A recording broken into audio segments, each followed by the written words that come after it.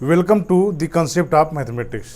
अगर आप हमारे चैनल पर नए हैं तो हमारे चैनल को सब्सक्राइब करें। वीडियो अगर अच्छा लगे तो वीडियो को लाइक करें और अगर कोई कमी हो तो कमेंट करें और कमेंट करके हमें बताएं कि हमारी कमी क्या है, ताकि हमें कमी सुधारने का मौका मिले। Hi everyone, welcome to the concept of mathematics. Myself mister Dharmendra Kumar. I have secure all India 23 rank in CSIR NET exam. Conjugate class and class equation के प्रीवियस लेक्चर में हमने देखा था कि some important subgroup of the group and how to determine the important subgroup that is centre of the group. Centre of the group के बारे में हमने चर्चा किया था पिछले लेक्चर में, जिसमें हमने इसका किसी भी ग्रुप में सेंटर कैसे फाइंड आउट करें इसका भी मेथड हमने देखा था। कुछ इंपॉर्टेंट रिलेटेड थ्योरम देखे थे जो कि एग्जाम के पॉइंट ऑफ व्यू से काफ़ी इंपॉर्टेंट थे, जैसे कि अगर किसी G/ZG हम जैसे सेंटर ऑफ द ग्रुप हमने देखा था कि ये हमेशा नॉर्मल सब ग्रुप होता है G का, और जब ये सब ग्रुप नॉर्मल सब ग्रुप होगा तो हम वहाँ पे कोशिएंट ग्रुप डिफाइन कर सकते हैं, डेट इज G/ZG। अब ये कोशिएंट ग्रुप की प्रॉपर्टी को देखते हुए हम ग्रुप की प्रॉपर्टी को क्लासिफाई कर सकते हैं। अगर इसका प्रॉपर्टी अगर ये साइक्लिक ग्रुप हो जाती है G/ZG, कोशिएंट ग्रुप अगर ये साइक्लिक हो जाती है तो G हमेशा अबेलियन होगा। इसका हमने प्रूफ ही देखा था, 2 लाइन का प्रूफ है, G है। तो अगर ये साइक्लिक होता है तो फिर ये क्या हो जाता है, G हमारा ग्रुप हो जाता है। यहाँ तक हमने चर्चा किया था। फिर हमने देखा था कि किसी ग्रुप के क्या क्या आर्डर हो सकते हैं नॉन अबेलियन ग्रुप के, दैट इज अगर किसी ग्रुप का आर्डर है G PQ फॉर्म का हो जाता है और P और Q वहाँ पे प्राइम है, डिस्टिंक्ट प्राइम है, और P does not divide Q-1, then G is abelian group. ये G हमेशा अबेलियन ग्रुप होगा क्योंकि सेंटर ऑफ द ग्रुप वहाँ से या तो P होगा या तो Q होगा, और अगर centre of the group P हो गया तो G/ZG हमेशा Q होगा, और ये G/ZG आइसोमॉर्फिक होगा ZQ के, और ये हमेशा साइक्लिक होगा, तो G हमेशा क्या होगा, ग्रुप होगा। तो यहाँ तक तो हमने प्रीवियस लेक्चर में देखा है।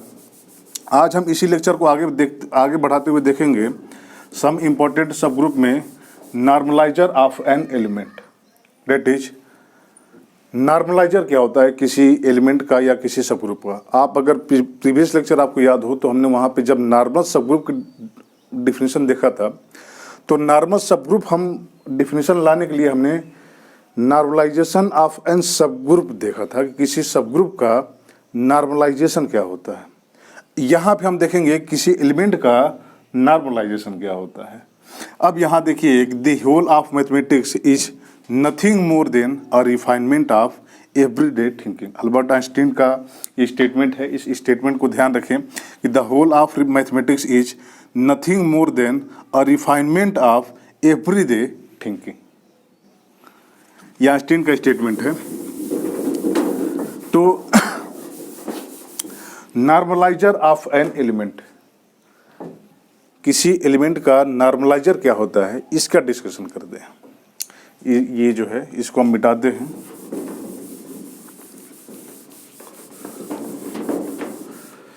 Normaliser of an element.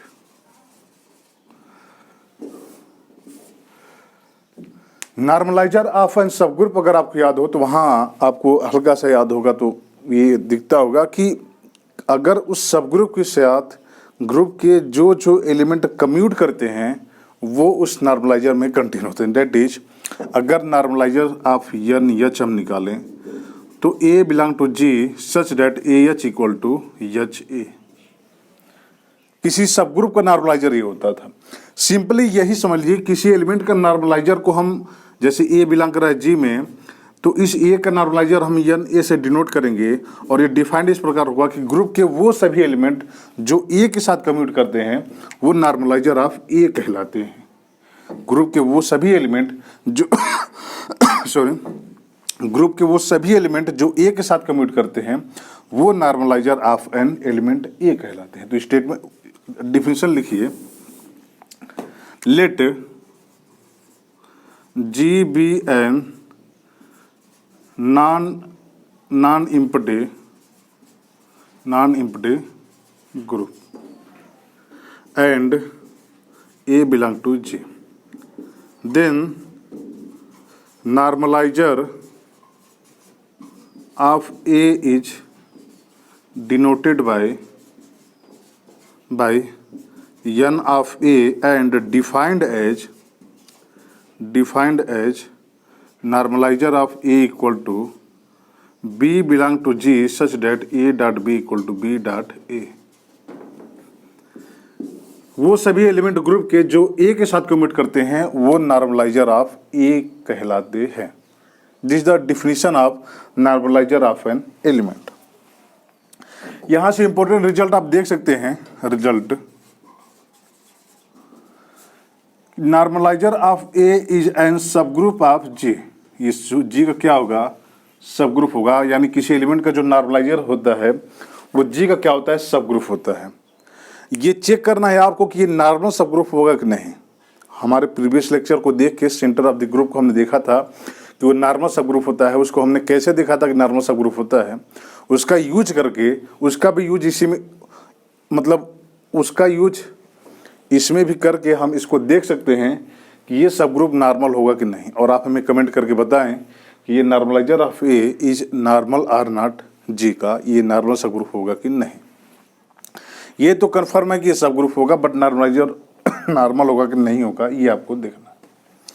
दूसरा रिजल्ट हम ये देख सकते हैं कि नॉर्मलाइजर ऑफ ए की जो कार्डिनलिटी होगी, या इसका जो, अब ये सब ग्रुप है तो आर्डर हम कह सकते हैं, तो इस ग्रुप का जो आर्डर होगा वो कम से कम कितना हो सकता है। अगर ग्रुप हमारी नॉन एम्प्टी होती है तो इसका आर्डर कम से कम 2 हो सकता है, या 2 से वो बड़ा होगा, या तो वो 2 होगा या तो 2 से बड़ा होगा। क्योंकि नॉर्मलाइजर ऑफ ए में आप देखिए आइडेंटिटी तो हमेशा कंटेन होगा ग्रुप का, ग्रुप का आइडेंटिटी हर एलिमेंट के साथ कम्यूट करता है, और ए तो हमेशा ए के साथ कम्यूट करेगा, यानी ए भी कंटेन होगा। तो कम से कम इसमें कितने एलिमेंट होंगे? 2 एलिमेंट होंगे। तो normaliser of A contain at least 2 element. ये हो गया। अब तीसरा रिजल्ट आप ये देखिए कि प्रीवियस लेक्चर में हम देखा है सेंटर ऑफ द ग्रुप। तीसरा, यहां से हम इसको जो है मिटाते हैं। ये डिफिनेशन आप लिखे होंगे। जो एलिमेंट ए के साथ कम्यूट करते हैं उसको हम नॉर्मलाइजर ऑफ ए कहते हैं। अब देखिए कि अगर ए, ये हमारा सेंटर ऑफ द ग्रुप है, ये कैसा होता है कि A such that A dot B equal to B dot A for all B belong to G. Group के सभी एलिमेंट के साथ जो एलिमेंट कम्यूट करता है उसको हम सेंटर ऑफ द ग्रुप कहते हैं। तो if A belong to centre of the group Z G, actually ये है, अगर ये सेंटर ऑफ जी में है, इसका मतलब क्या हो गया कि A dot B equal to B dot A for all B belong to G. सभी एलिमेंट के साथ ये क्या करेगा? कम्यूट करेगा। If C belong to G then A contain N of C. जो सी का नॉर्मलाइजर होगा उसमें ए कंटेन हो जाएगा। क्यों? क्योंकि ए तो ग्रुप के हर एलिमेंट के साथ कम्यूट कर रहा है, तो ए सी के साथ कम्यूट करेगा और ए कंटेन किस में हो जाएगा? एनसी में। इसका मतलब क्या हो गया? यहाँ से कह सकते हैं कि centre of group contain in normaliser of A for all A belong to G. किसी भी ग्रुप के किसी भी एलिमेंट का नॉर्मलाइजर निकालिए तो उसमें सेंटर हमेशा कंटेन होगा। सेंटर उसमें हमेशा कंटेन होगा।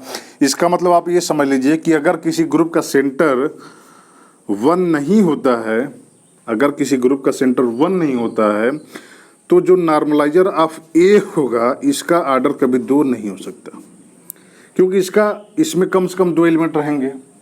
लेकिन जब ये 1 नहीं होगा तो ये क्या होगा? या तो कम से कम 2 होगा, या 3 होगा, या 4 होगा। तो उस समय नॉर्मलाइजर हमेशा 2 से बड़ा ही होगा, 2 कभी नहीं हो सकता उसमें, आप ये देखेंगे। तो सेंटर ऑफ द ग्रुप क्या हो गया? नॉर्मलाइजर ऑफ ए में कंटेन हो गया। तो यहाँ से तीसरा लिख सकते हैं कि centre of group contain in normaliser of A for all A belong to G. Group के किसी भी एलिमेंट के करस्पॉन्डिंग आप नॉर्मलाइजर आप निकालिए तो उसमें सेंटर हमेशा कंटेन होगा। फोर्थ, यहीं से आप देखिए कि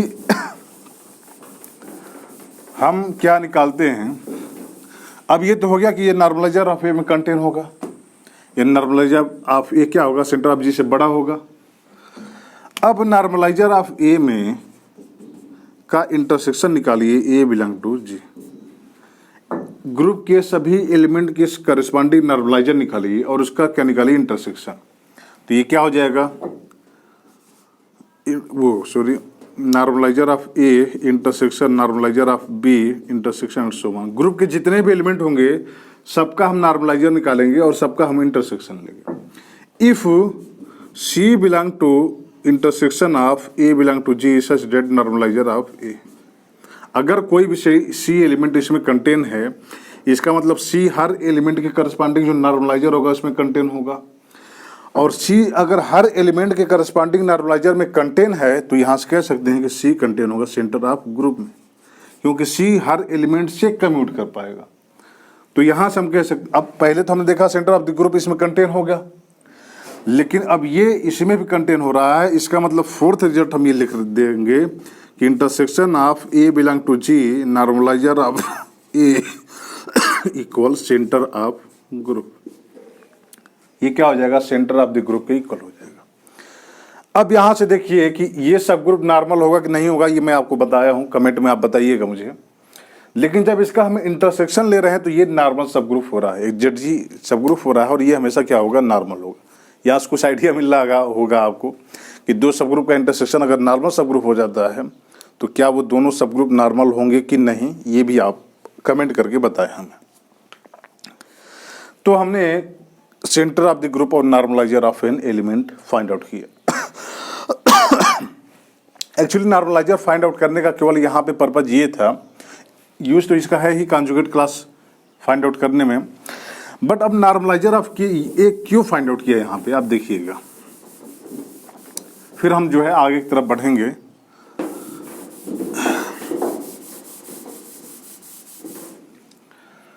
नॉर्मलाइजर ऑफ ए में हमने देखा कि B belong to G such that A dot B equal to B dot A. Group के वो सभी एलिमेंट जो इसके साथ कम्यूट करते हैं। यहाँ से हम लिख सकते हैं A dot B equal to B dot A है और G हमारा ग्रुप है, तो B इनवर्स या A इनवर्स कंटेन होगा। तो हम B अगर A इनवर्स से मल्टीप्लाई कर दे तो A dot B into A inverse equal to B। यहाँ से देखिए, यानी ग्रुप के वो सभी एलिमेंट जिनको हम इस फॉर्म में लिखे हैं, या इसको हम ये भी कह सकते हैं B से अगर हम वो करवाएं इधर से, तो B inverse dot A into B equal to A।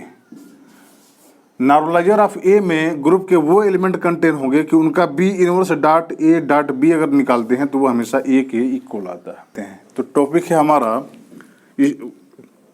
Conjugate element. Conjugate element definition क्या कहता है कि अगर किसी ग्रुप के दो एलिमेंट हैं, ए और बी दो एलिमेंट हैं, तो ए को हम बी का कॉन्जुगेट एलिमेंट या बी को हम ए का कॉन्जुगेट एलिमेंट तब कहेंगे जब बीच में एक रिलेशन मिले, जिसको हम कॉन्जुगेट रिलेशन कहते हैं। वो किसी भी ग्रुप में आप पढ़े होंगे या रिलेशन में आप पढ़े होंगे कॉन्जुगेट रिलेशन। तो हम उस रिलेशन का यहाँ डिस्कशन नहीं करेंगे। वो रिलेशन इक्विवेलेंस रिलेशन होता है, सिमेट्रिक, ट्रांजिटिव, रिफ्लेक्सिव सभी होते हैं। सिमेट्रिक वो इक्विवेलेंस होता है, फिर वहाँ से क्लास डिफाइन करते हैं। इक्विवेलेंस क्लास होता है, उसको हम कॉन्जुगेट क्लास कहते हैं। तो हम रिलेशन को हटा के यहाँ सिंपली हम कॉन्जुगेट एलिमेंट का डिस्कशन कर रहे हैं कि अगर ये एलिमेंट एक ऐसी प्रॉपर्टी को होल्ड करता है तो हम इस एलिमेंट को इस ग्रुप का कॉन्जुगेट एलिमेंट कहते हैं। और फिर कॉन्जुगेट एलिमेंट के करस्पॉन्डिंग हम एक क्लास निकालेंगे और उसको कहेंगे हम कॉन्जुगेट क्लास। तो कॉन्जुगेट एलिमेंट क्या होते हैं, डिफिनेशन लिखिए कि let G be an group, let G be group and A comma B belong to G. we say B is an conjugate element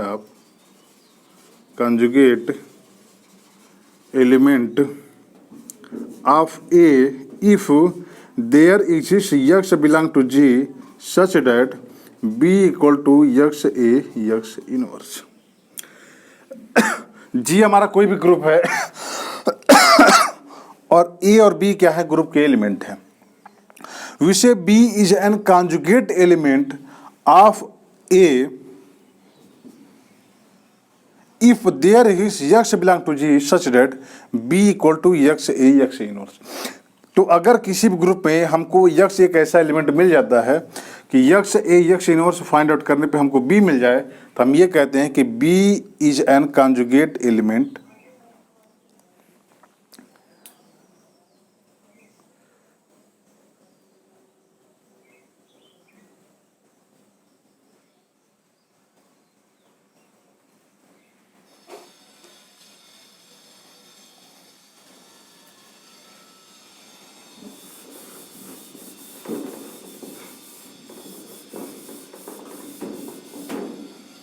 conjugate element only.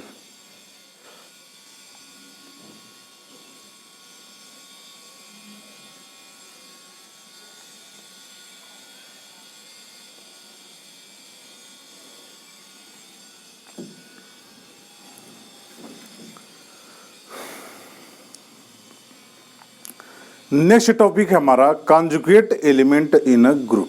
किसी group में conjugate element क्या होते हैं उसका हम डिस्कशन करेंगे।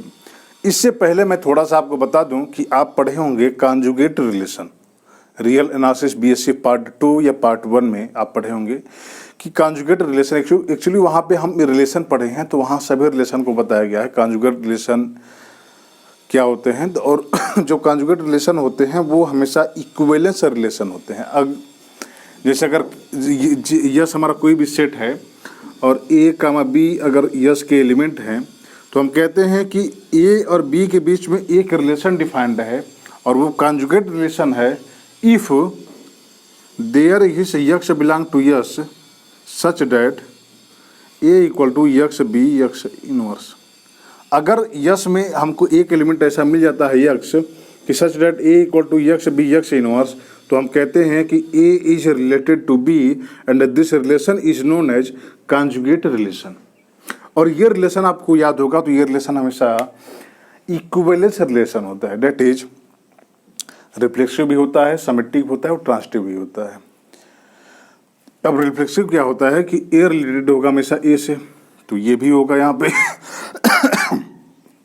कि ए को हम हमेशा ए इंटू ए इनवर्स के फॉर्म में लिख पाएंगे, तो ए से रिलेटेड है। ये तो हमारा क्या हो गया, रिफ्लेक्सिव हो गया।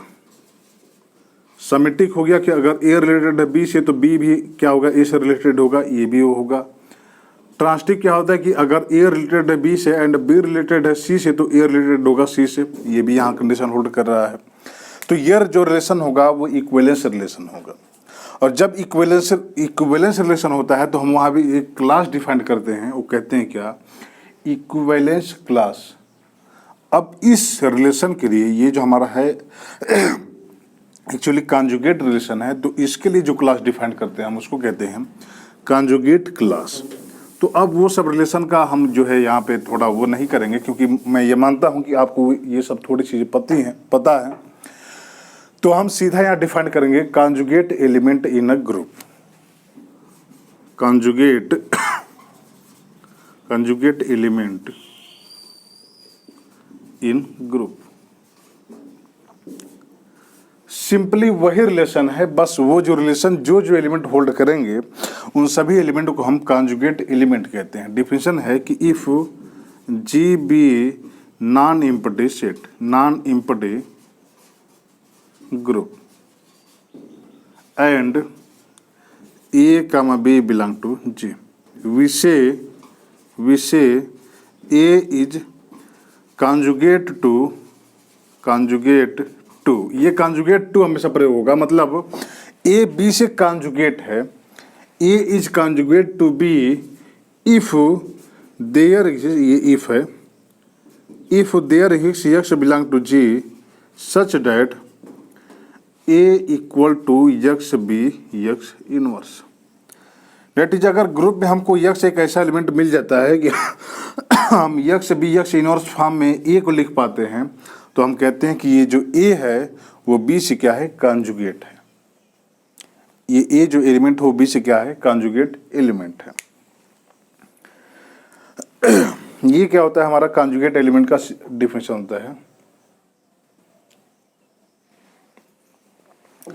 अब जैसे कि हमने देखा कि जब ये जो कॉन्जुगेट एलिमेंट है तो ये रिलेशन यहाँ देख सकते हैं, ये रिलेशन हमेशा इक्विवेलेंस रिलेशन होगा। तो हम यहाँ से इक्विवेलेंस क्लास डिफाइन कर सकते हैं। तो यहाँ नेक्स्ट डिफरेंस है हमारा कॉन्जुगेट क्लास। कॉन्जुगेट क्लास, अब कॉन्जुगेट क्लास में सिंपली वही समझिए कि वो सभी एलिमेंट, कॉन्जुगेट क्लास अब हम किसका निकालेंगे, किसी एलिमेंट का निकालेंगे। तो किसी एलिमेंट का कॉन्जुगेट क्लास ए का डिनोट करते हैं CLA से, that is class of A. And ऐसा डिफाइंड होता है कि ग्रुप के वो सभी एलिमेंट जो ए के साथ कमिट करते हैं, वो सॉरी ए के साथ ये रिलेशन डिफाइंड करते हैं, दैट इज ए के साथ कॉन्जुगेट होते हैं, उन सभी एलिमेंट का अगर हम कलेक्शन बना दें तो हमें जो क्लास मिलेगा उसको हम कॉन्जुगेट क्लास कहते हैं। Set of all element in G which is conjugate to, definition लिखिए, set of all elements of G which is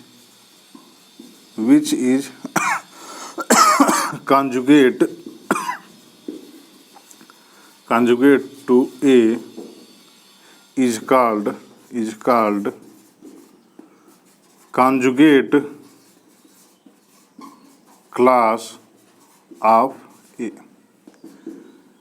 किसी भी एलिमेंट का हम कॉन्जुगेट क्लास निकालते हैं कि ए का कॉन्जुगेट क्लास में हम set of all elements of G which conjugate हुए, जो एलिमेंट जी के जो ए के साथ कॉन्जुगेट हैं उसको हम कहते हैं क्या कि conjugate class of A. And denoted as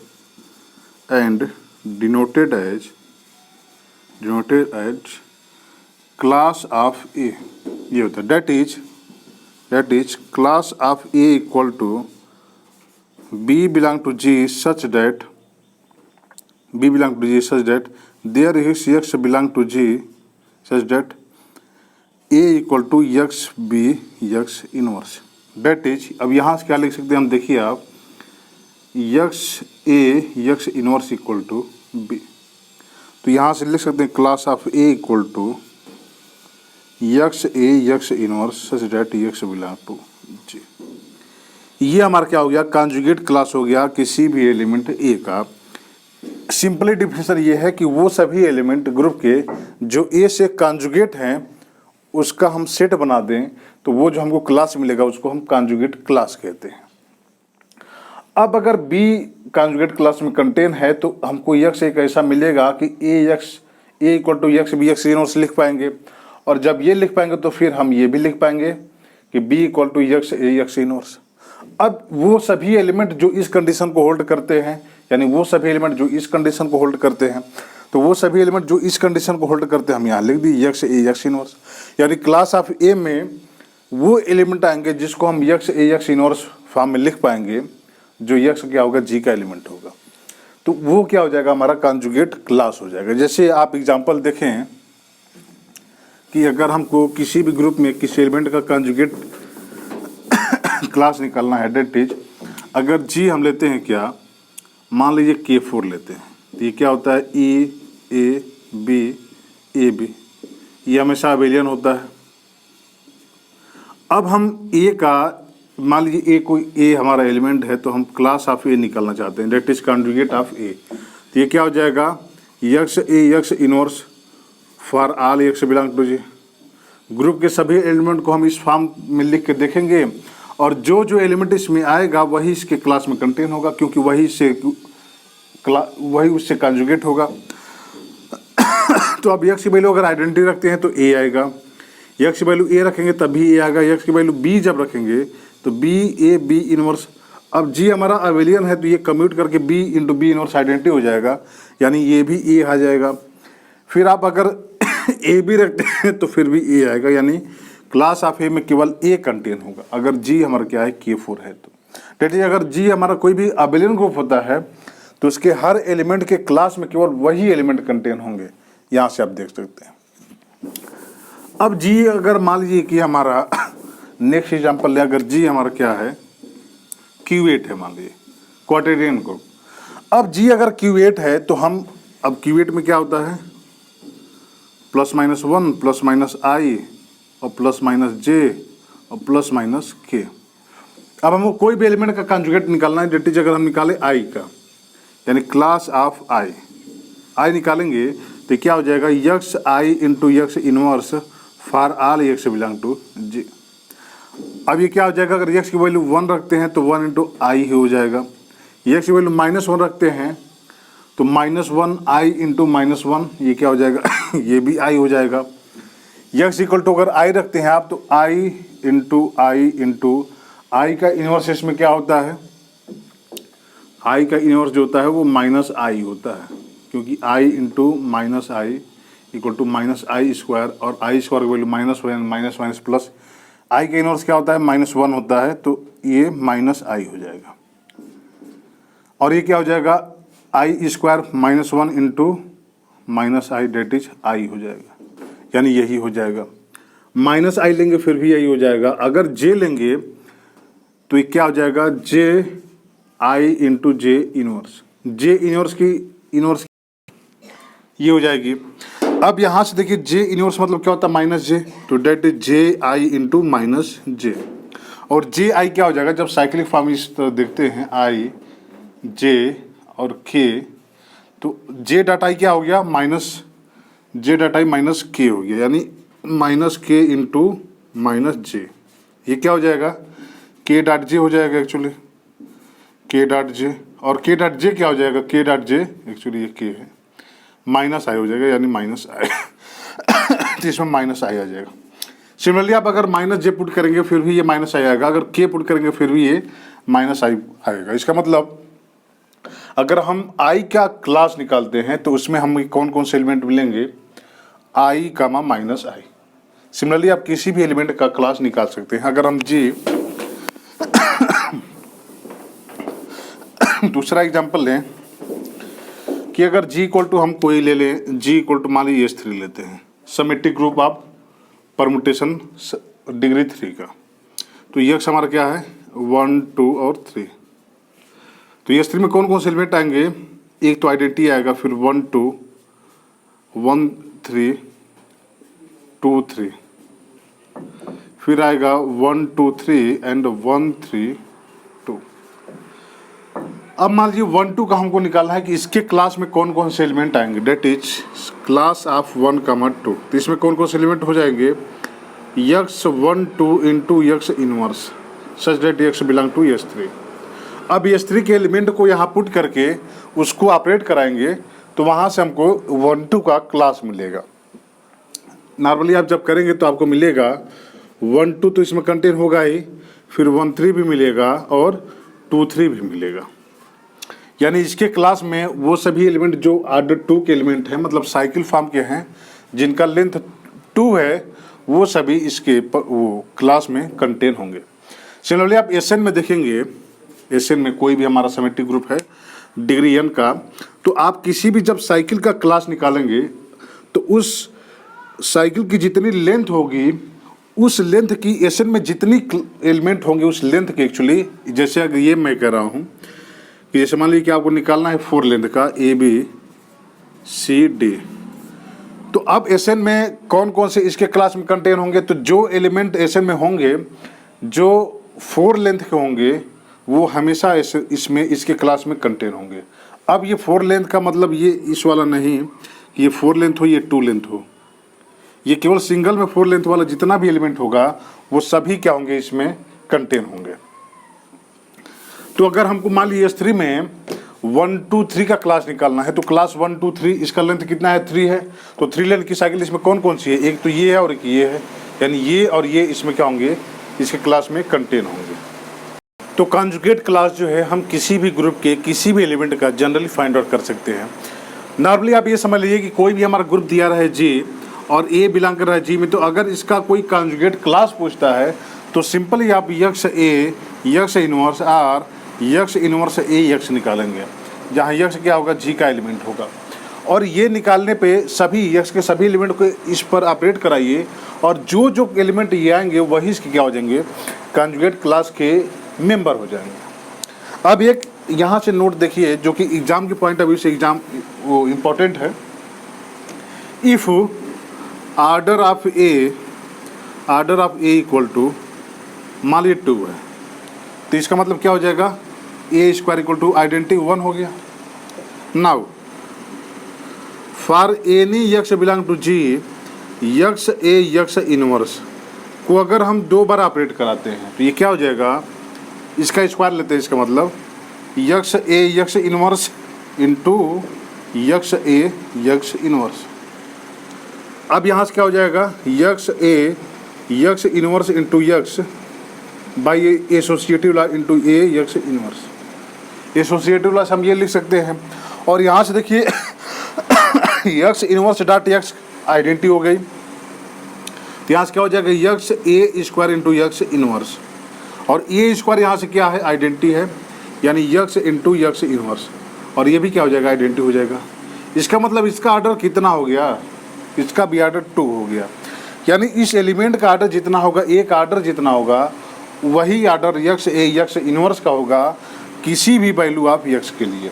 ये आप नोट यहाँ से लिख सकते हैं, यहाँ से imply order of x A x inverse equal to 2।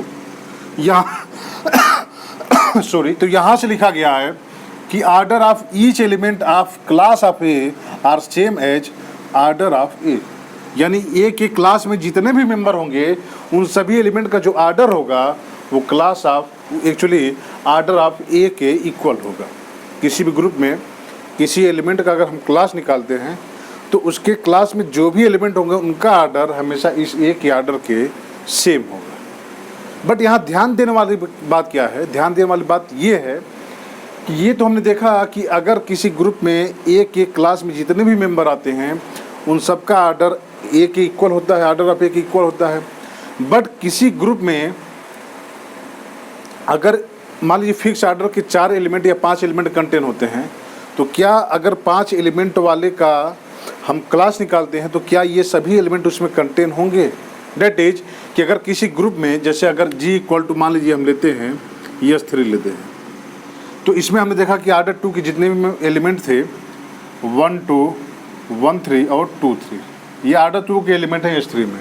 तो आप इसका भी क्लास निकालें तो ये इसमें दोनों कंटेन है, इसका भी क्लास निकालेंगे तो ये आएगा तीनों, इसका भी क्लास निकालेंगे तो ये आएगा। इसका मतलब S3 में जितने भी एलिमेंट हैं आर्डर 2 के वो किसी एक एलिमेंट के क्लास में कंटेन हो जा रहे हैं। लेकिन क्या जनरल ये किसी भी ग्रुप में ऐसा होता है कि ग्रुप में जितने भी एलिमेंट है फिक्स किसी आर्डर के, तो आप किसी भी के आर्डर का एलिमेंट का आप क्लास निकालते हैं तो क्या वो सभी एलिमेंट उसमें कंटेन होंगे? तो ये ज़रूरी नहीं है। आप एग्जांपल देख सकते हैं, जैसे G इक्वल टू आप K4 लीजिए, तो K4 में आपने देखा था अभी कि G इक्वल टू अगर हम K4 लेते हैं तो K4 क्या होता है, E A B और A B, सबका आर्डर क्या होता है 2 होता है। लेकिन जब आप क्लास ऑफ A निकालते हैं तो इसमें केवल A आता है, ना B आता है ना A B आता है, जबकि इसका भी आर्डर 2 है, इसका भी आर्डर 2 है। तो किसी ग्रुप में यहाँ से देखिए आप, यहाँ के दिख गया आपको कि किसी ग्रुप में अगर 2 आर्डर के यहाँ 3 एलिमेंट हैं, इसमें से आप किसी भी एलिमेंट का क्लास निकालें तो ये ज़रूरी नहीं है कि सभी एलिमेंट उस 2 आर्डर के उस क्लास में कंटेन हो जाए। लेकिन हाँ, ये ज़रूरी है कि क्लास में जो भी एलिमेंट होंगे उनका आर्डर ऑफ ए के इक्वल होगा। ये मोस्ट इम्पॉर्टेंट नोट था। और यहाँ पे कंडीशन बना के देता है कि अगर जैसे ये तो हो गया, अब एग्ज़ाम में क्वेश्चन यहाँ से कैसे आ सकते हैं देखिएगा। क्वेश्चन हमारे 2021 दिसंबर में, अब क्वेश्चन कहे let GB group, then which of the following statement.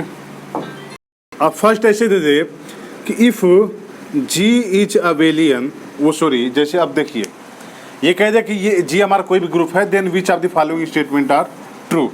अब इसमें पहला क्या कह दे, पहला नहीं सिंपल स्टेटमेंट कहता है कि let n element of order K in J say A1 A2 and so AF। The first, if G is abelian, imply class of AI equal to AI for all, class of AI equal to A1, A2 and so on AN for all I। कह रहा है कि statement आप समझिए कि let G be a group, G हमारा कोई भी ग्रुप है, which of the following statement are true, let n be n elements of order k in J। Group G में k ऑर्डर के n एलिमेंट कंटेन है, say A1, A2, A3 and so on AN। तो कह रहा है कि अगर G abelian होता है तो ये इम्प्लाई करता है कि इसमें से किसी भी एलिमेंट का अगर आप क्लास निकालते हैं तो वो सभी एलिमेंट इसमें कंटेन होंगे। दूसरा, for all I class of AI equal to A1, A2 and so on A। किसी भी आई के लिए अगर हम इसमें से किसी भी एलिमेंट का अगर क्लास निकालते हैं तो उसमें सभी ये एलिमेंट कंटेन होंगे। दूसरा ये। तीसरा ये कहता है कि if G is cyclic then, अब यही स्टेटमेंट। फोर्थ कह दे not true, not any true.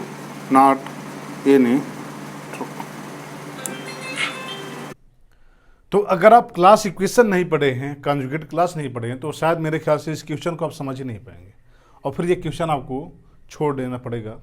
लेकिन ये क्वेश्चन बिल्कुल ईजी, अगर आप क्लास इक्वेशन या कॉन्जुगेट क्लास पढ़े हैं तो सिंपली यही कह रहा है कि अगर किसी एलिमेंट, किसी ग्रुप में के ऑर्डर के n एलिमेंट हैं तो क्या ज़रूरी है कि किसी एलिमेंट का अगर हम क्लास निकालते हैं तो उसमें वो सभी एलिमेंट कंटेन होंगे?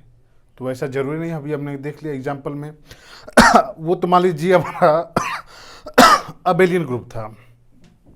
अब दूसरा कहा है कि जी हमारा कोई भी ग्रुप हो, अबेलियन हो या नॉन अबेलियन हो, ये कह रहा है कि किसी भी के लिए ऐसा होगा।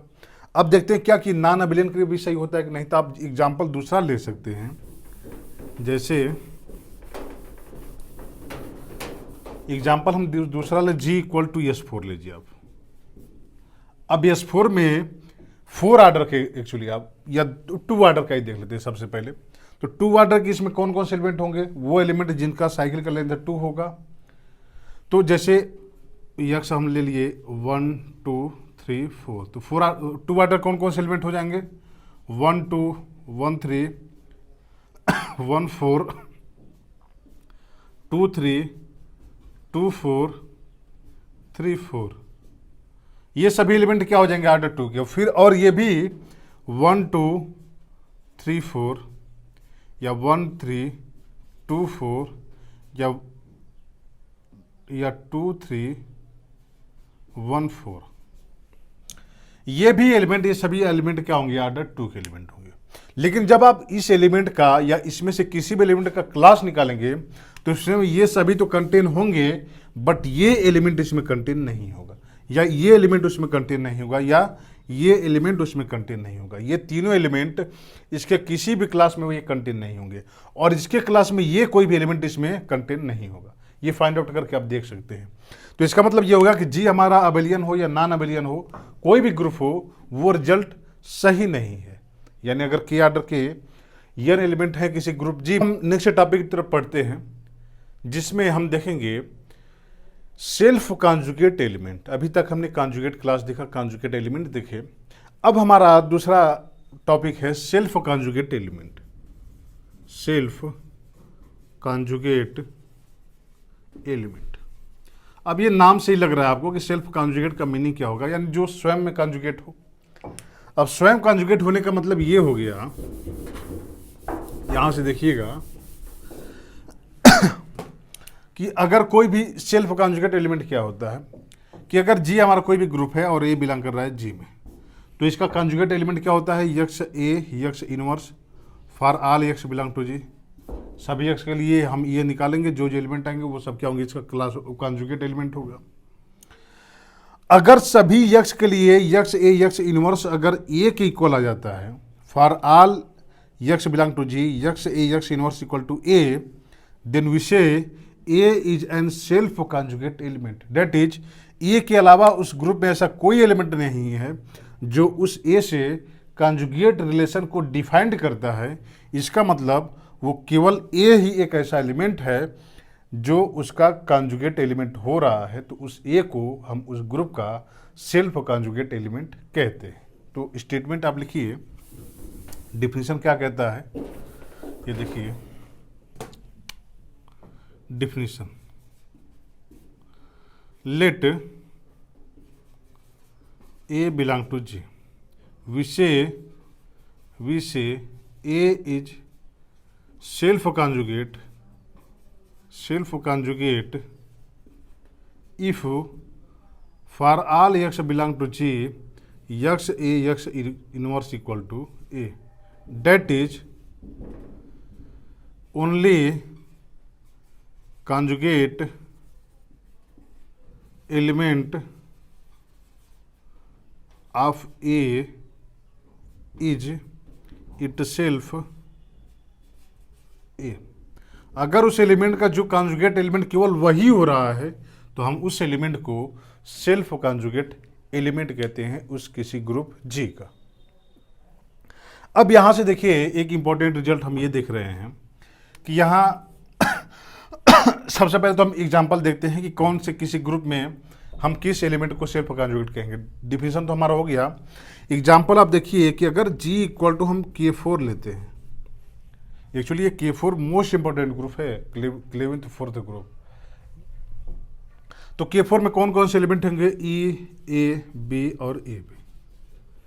अब आप इसका जब क्लास निकाले थे, आपको याद हो, तो क्लास ऑफ A क्या था, सिंगलटन A था। क्लास ऑफ B क्या था, सिंगलटन B था। और क्लास ऑफ AB क्या था, सिंगलटन AB था। क्योंकि ये हमेशा अबेलियन ग्रुप होता है और अबेलियन ग्रुप में किसी भी एलिमेंट का जब क्लास निकालेंगे तो वो केवल वही एलिमेंट आता है। इसका मतलब ये देखिए ए भी क्या है, सेल्फ कॉन्जुगेट एलिमेंट है, ये भी सेल्फ कॉन्जुगेट एलिमेंट है और ये भी सेल्फ कॉन्जुगेट एलिमेंट है। एक्चुअली आप देख सकते हैं कि अगर जी हमारा अबेलियन ग्रुप होता है, यहाँ से नोट भी आप लिख सकते हैं, और नोट इफ जी क्या होता है, अबेलियन और साइक्लिक। अगर जी अबेलियन हो या साइक्लिक हो, then for all A belong to G is self conjugate element of R, यहाँ पे for all A belong to G are self conjugate elements of G. तो यहां देखिए कि अगर जी हमारा साइक्लिक होता है या अबेलियन होता है तो उसके सभी एलिमेंट आपस में सेल्फ कॉन्जुगेट एलिमेंट होंगे। बट सोचने वाली बात यह है कि क्या किसी ग्रुप की अगर वो नॉन अबेलियन होता है तो उसका कोई एलिमेंट सेल्फ कॉन्जुगेट एलिमेंट हो सकता है? क्योंकि सेल्फ कॉन्जुगेट एलिमेंट होने के लिए आप देखिए रिजल्ट क्या है यहाँ से, मतलब आप ऐसे सोचना चाहिए आपको, क्योंकि क्वेश्चन जो है एग्जाम में क्वेश्चन तो यहीं से आने हैं, बट वो क्वेश्चन इस टाइप का आएगा कि वो ना किसी कोचिंग में ना किसी बुक में कहीं नहीं दिया हो। क्वेश्चन नया होता है बिल्कुल, और नए क्वेश्चन को कैसे आप सॉल्व कर सकते हैं जब आप खुद सोचेंगे नए तरीके से। जैसे यहाँ देखिए, ये एक तो रिजल्ट हमको ये पता होगा कि अगर जी अबेलियन होता है या साइक्लिक होता है तो उसका सभी एलिमेंट सेल्फ कॉन्जुगेट एलिमेंट होंगे। बट अगर कोई ग्रुप हमारा नॉन अबेलियन हो तो क्या उसमें एक भी ऐसा एलिमेंट मिलेगा जो सेल्फ कॉन्जुगेट हो, आइडेंटिटी को छोड़ के?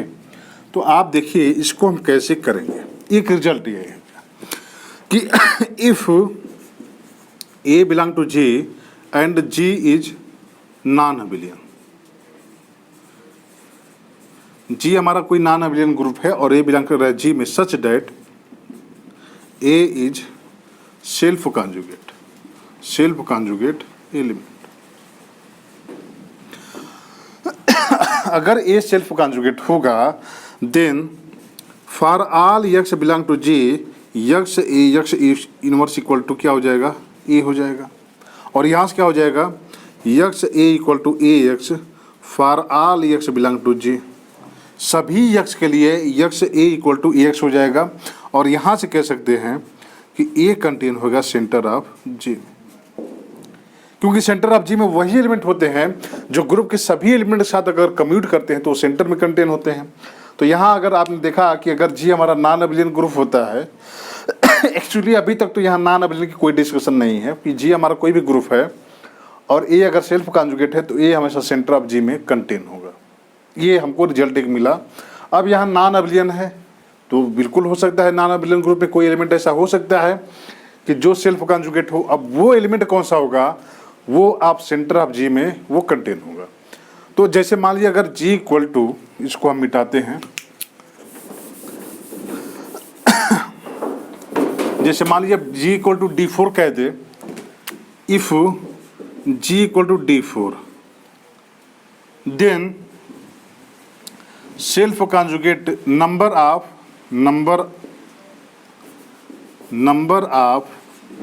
Self conjugate elements are elements is. अब पहला ऑप्शन दे दे 1, दूसरा ऑप्शन दे दे क्या 2, तीसरा ऑप्शन दे दे 3 और चौथा ऑप्शन दे दे 4। कह रहा है कि जी अगर D4 कोई ग्रुप है, D4 डिहाइड्रल ग्रुप ऑफ ऑर्डर 8 का DN, तो कह रहा है कि इसमें कौन कौन से ऐसे एलिमेंट होंगे जो सेल्फ कॉन्जुगेट होंगे। तो आप देखिए इसमें हमको निकालना कि सेल्फ कॉन्जुगेट कौन कौन से एलिमेंट होंगे। अब D4 ये तुम्हारे छोटा ग्रुप है, हम लिख के भी वैसे समझ लेंगे कि D4 में कौन कौन से एलिमेंट होंगे। अब हम D50 कह दिए कि बताइए D50 में कितने ऐसे एलिमेंट होंगे जो सेल्फ कॉन्जुगेट एलिमेंट होंगे। तो अब सेल्फ कॉन्जुगेट के डिफिनीशन से x inverse equal to x हो जाए फॉर ऑल, वो सिर्फ ए हो जाए सभी के लिए। तो ऐसे तो थोड़ा फाइंड आउट करना मुश्किल हो जाएगा और एग्जाम में ये हो भी नहीं पाएगा ऐसे, क्योंकि एग्जाम में उतना टाइम नहीं होता कि आप इसको कर पाएँ।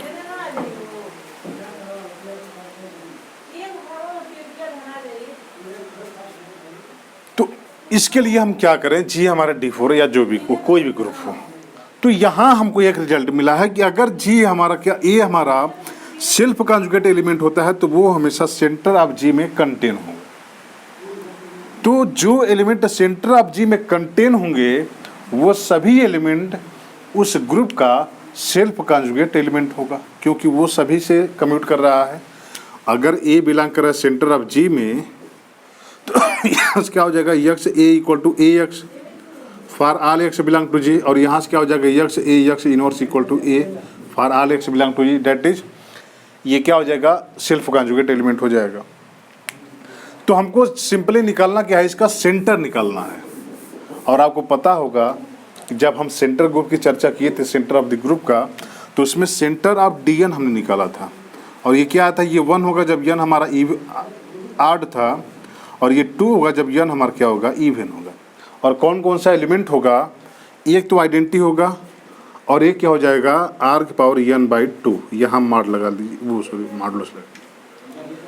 ग्रेटेस्ट इंटीजर फंक्शन है ये, कि n/2 जो है ग्रेटेस्ट इंटीजर फंक्शन है ये एलिमेंट इसके सेंटर में कंटेन होंगे। तो अब देखिए अगर जी हमारा D4 है, 4 हमारा इवन है, तो इसके सेंटर में कितने एलिमेंट हो जाएंगे, 2 एलिमेंट हो जाएंगे। तो इसका सेल्फ कॉन्जुगेट एलिमेंट इसके पास कितने होंगे, 2 एलिमेंट ऐसे होंगे जो सेल्फ कॉन्जुगेट एलिमेंट होंगे, अगर पता हो तो। और अगर सेल्फ कॉन्जुगेट एलिमेंट निकालना है तो हम सेंटर निकालेंगे। एक्चुअली सेंटर तो हम आसानी से निकाल सकते हैं, कुछ प्रॉपर्टी हम देख के आगे हम जब साइलो पैकेज या साइलो थ्योरम देखेंगे तो उसमें हम देखेंगे कि किसी भी ग्रुप का सेंटर बिल्कुल आसानी से आप निकाल सकते हैं। तो ये रिजल्ट हमारा रहा सेंटर ऑफ वो सेल्फ कॉन्जुगेट एलिमेंट से। अब नेक्स्ट इम्पॉर्टेंट एक और रिजल्ट है, मान लीजिए कोई भी ग्रुप है और उसमें किसी भी फिक्स ऑर्डर का एक ही एलिमेंट होता है। इफ क्वेश्चन कैसे आ सकता है एग्जाम में, if A belong to C G such that order of A equal to n and if B belong to G such that order of B equal to n imply a equal to b, then first a belong to center of G, दूसरा a belong to normal of A, normal of B, ये B does not equal to A, और तीसरा हमारा कह दे कि A does not belong to centre of G, और fourth कह दे नन ऑफ दीज। ये स्टेटमेंट है कि अगर ए बिलोंग कर रहा है जी में, सच है कि आर्डर ऑफ ए एन है। अगर बी दूसरा कोई ऐसा एलिमेंट होता है जो आर्डर एन का होता है तो वो ए के इक्वल हो जाता है। इसका मतलब ये हो गया कि किसी ग्रुप में किसी फिक्स आर्डर का एन आर्डर का केवल एक एलिमेंट है ए, तब ये कह रहा है कि ए हमेशा सेंटर ऑफ जी में कंटेन होगा, या ए हमेशा normaliser of b, b a के इक्वल नहीं है, या a does not belong to centre of G, या नन ऑफ दिस। तो यहाँ से देखिए आप, अभी हमने देखा कि अगर ए कोई भी ऐसा एलिमेंट है जो सेल्फ कॉन्जुगेट है तो वो हमेशा सेंटर में कंटेन होगा। यहाँ कह रहा है कि एक जी के पास एन आर्डर का केवल एक एलिमेंट है और वो है ए। तो आप देखिए कि order of A equal to n imply order of x A x inverse क्या हो जाएगा, ये भी आर्डर एन के इक्वल हो जाएगा। बट ये कह रहा है कि जी में कोई भी ग्रुप है जी में, तो उसका जो एन आर्डर का एलिमेंट है वो दूसरा अगर कोई है तो वो उसके इक्वल हो जा रहा है। यहाँ से हम कह सकते हैं कि x A x inverse equal to a हो जाएगा for all x belong to G, और यहाँ से क्या हो जाएगा x a equal to a x हो जाएगा, इम्प्लाई हो जाएगा ए बिलोंग करेगा सेंटर ऑफ जी में। इसका मतलब अगर किसी ग्रुप में किसी फिक्स आर्डर का केवल एक और एक ही एलिमेंट होता है तो वो हमेशा सेंटर में कंटेन होगा, वो हमेशा क्या होगा, सेंटर ऑफ द ग्रुप में कंटेन होगा। तो ये फर्स्ट ऑप्शन हमारा क्या हो गया, सही हो गया। अब दूसरा ये कह रहा है कि ए बिलोंग करेगा नॉर्मलाइजर ऑफ बी में और बी ए के इक्वल नहीं है। अब देखिए नॉर्मलाइजर क्या होता है। नॉर्मलाइजर ये होता है कि नॉर्मलाइजर ऑफ सी का निकालते हैं तो a belong to G such that a dot c equal to c dot a, यानी ग्रुप के वो एलिमेंट जो सी के साथ कम्यूट करते हैं वो उसके नॉर्मलाइजर ऑफ सी में कंटेन होते हैं। अब ए कंटेन हो गया सेंटर ऑफ जी में, इसका मतलब ए ग्रुप के सभी एलिमेंट के साथ कम्यूट करेगा, और अगर ए ग्रुप के सभी एलिमेंट के साथ कम्यूट करेगा तो ग्रुप के किसी भी एलिमेंट का नॉर्मलाइजर निकालिए तो ए तो हमेशा उसमें क्या होगा, कंटेन होगा। वो एलिमेंट चाहे उसके इक्वल हो या ना हो, क्योंकि वो बिलोंग करेगा सेंटर ऑफ जी में। इसका मतलब दूसरा भी ऑप्शन हमारा क्या हो गया, करेक्ट हो जाएगा। तो फर्स्ट और सेकंड ऑप्शन हमारा क्या हो जाएगा, करेक्ट हो जाएगा। अब यहाँ से देखिए क्वेश्चन नए टाइप के कैसे बनने की संभावना है। ये हमने देखा कि अगर किसी फिक्स आर्डर का एलिमेंट है किसी ग्रुप में तो वो एलिमेंट हमेशा उसके सेंटर में कंटेन होगा। लेकिन क्या कोई एलिमेंट सेंटर में कंटेन है तो उस आर्डर का उस ग्रुप में केवल एक ही एलिमेंट है? ये सोचने वाली बात है ना, कि अगर ये तो हमने देखा, इसका कन्वर्स पार्ट हम ये सोच सकते हैं कि अगर कोई हमारा ग्रुप है और ए कंटेन है सेंटर ऑफ जी में, तो क्या ग्रुप के पास केवल एक ही एलिमेंट होगा जो एक आर्डर का होगा? जैसे अभी अगर आर्डर ऑफ ए एन होता है और इस आर्डर का किसी ग्रुप में केवल एक ही एलिमेंट कंटेन होता है तो वो हमेशा सेंटर में कंटेन होगा। लेकिन अगर कोई एलिमेंट सेंटर में कंटेन है तो क्या उस आर्डर का उस ग्रुप में केवल एक ही एलिमेंट कंटेन होगा? तो ऐसा जरूरी है या नहीं, इसको हम एग्जाम्पल से देख सकते हैं। आप एग्जाम्पल फाइंड आउट करने का प्रयास करिए। अब आप देखिए जी हमारा क्या ले लें, K4 ले लें। तो K4 का जब हम सेंटर निकालेंगे तो जी सेंटर ऑफ जी क्या हो जाएगा, जी के इक्वल हो जाएगा।